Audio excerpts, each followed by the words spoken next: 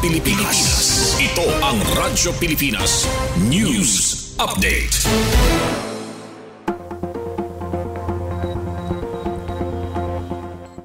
Oras naton 1 minutos bago mag alas 5. Mobing ang Kulop Luzon, Visayas at Mindanao. Live kita nga masusubaybayan sa FB page, YouTube channel sa Radyo Pilipinas 882 kHz DYOG Calbayog.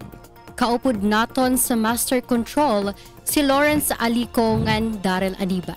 Kami po iyong makakaupod Jumer Garnica. Manaw naman po si Lex Makasling. Ngan Ken Oliva. Ngan Sam Ilagan, kami ang mga work immersion students tikang sa Clarencio Calagos Memorial School of Fisheries. Para sa mga balita, Senador Raffy Tulfo nag-aghat nga pahaluagon ang DSWD Project Aruga para sa mga kabataan nga may kapansanan. Ini ang igdetalye ni Ken Oliva. Radyo Pilipinas Report. Ginaghat ni Senador Raffy Tulfo ang Department of Social Welfare and Development o DSWD nga pahaluagon ang Project Aruga. Ilarom san presente nga programa tag 1,000 pesos ang nakakarawat nga ayuda san 400 nga mga kabataan nga may kapansanan. Ginhangyo niya nga himon ini nga kada bulan nga ayuda ngan ipatuman sa bugos nga nasod para masiguro ang padayon nga suporta sa mga pamilya nga nag-aataman sa kabataan nga may espesyal nga panginahanglan. Sumala naman kan Senadora Pia Cayetano nga nagpresentar sa DSWD budget, ang pundo para sa Project Aruga mahataas tikang 44.4 million pesos sa 2025 ngadto 75 million pesos sa 2026 nga mag-aabri sandalan para sa mas haluag nga implementasyon. Para sa Bagong Pilipinas, Ken Oliva, Work Immersion Student sa CCMSF. Radyo Pilipinas, Radyo Publiko, Calbayog. Damo nga salamat, Ken Oliva. Para pa sa ibang balita, Senado suportado ang DepEd 2026 budget. Mas damang programa giduduso. Para sa mga detalye, pamatian ta si Sam Ilagan. Radyo Pilipinas Report. Ginlalauman sa Department of Education nga mapupunuan na ang kakulangan sa mga magturutdo pag-abot sa 2026 ug mas damo pa ang eskwelahan ang maaabutan sa digital connectivity. Sa pagpaduso naman sa mental health and anti-bullying programs, 10,000 school counselor associates ang nakatalaan nga i-deploy sa bugos nga nasod. Nagpasalamat si Senator Sonny Angara sa Senado tungod sa suporta sa budget sa ahensya na iyang kintatawag kumo kolektibo nga paningkamot para mabanhaw ngan mapabaskog utro ang basic education. Ginpunto sa DepEd nga ang Senate version sa General Appropriations Bill nagpahilawig sa importante nga mga programa na subay sa direktiba ni President Ferdinand Marcos Jr. sa pagprioridad sa learning recovery, school safety, nan patas nga access sa edukasyon. Ginsiguro sa DepEd nga magagamit san husto ang pondo pinaagi sa mga reforma nga mapapadangat sa kada Pilipino nga estudyante.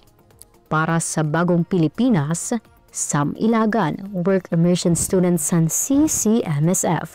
Radyo Pilipinas, Radyo Publiko Calbayog. Damo nga salamat sa Ilagan. Okay. Good news pa sa aton mga estudyante kaya mas damo mga programa na maduduso kay may nakita budget for 2026.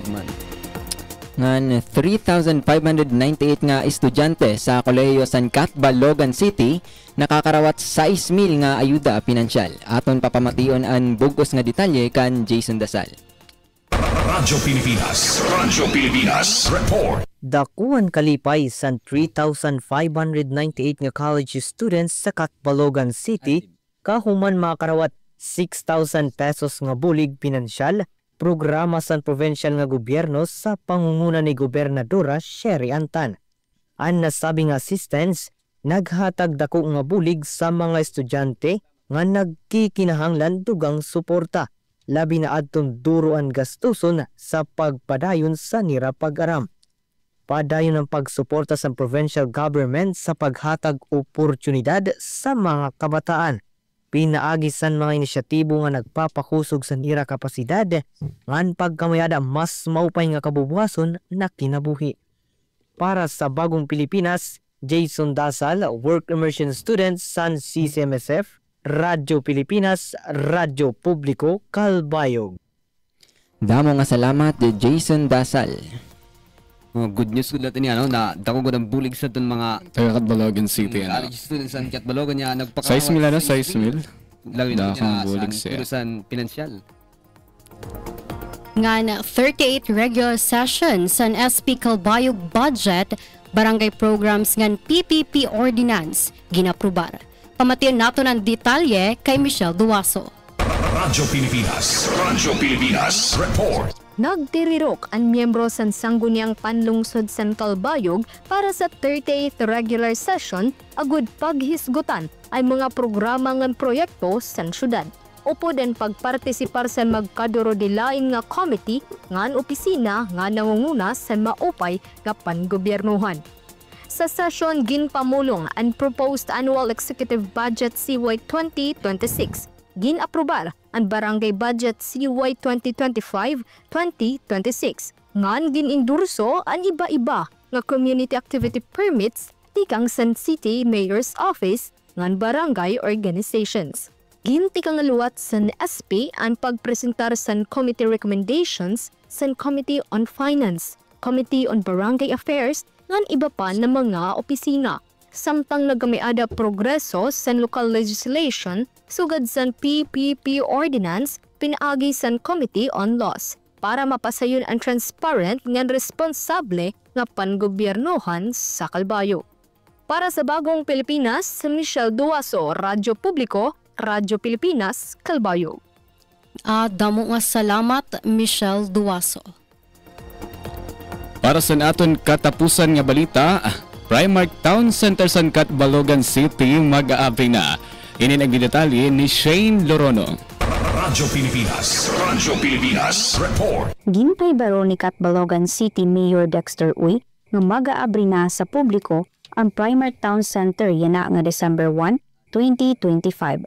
Ini nga bag-o nga merkado in usa nga importante nga proyekto para sa syudad nga magahatag san malimpyo, organisado, ngan mas disente nga espasyo para sa mga Catbaloganon. Sumala san alkalde, ini nga merkado in magdudugang san kahinyang ngan mas maupay nga serbisyo sa publiko. Nga imumutang dinhi ang 648 nga stalls sa upper ngan lower grounds nga nakadesenyo para sa makadurodilain nga klase sa produkto. Ini si Shane Dorono, Work Immersion Student sa CCMSF, Radyo Pilipinas, Radyo Publiko, Calbayog. Damo nga salamat Shane Lorono. Maulin mga balita nga nakalap yana nga kulop. Ako po si Jomer Garnica. Ako naman po si Lex Makasling. Ngan Ken Oliva. Ngan Sam Ilagan. Radyo Pilipinas, Radyo Publiko, Calbayog. Mula sa pinakamalawak na newsroom sa buong Pilipinas. Ito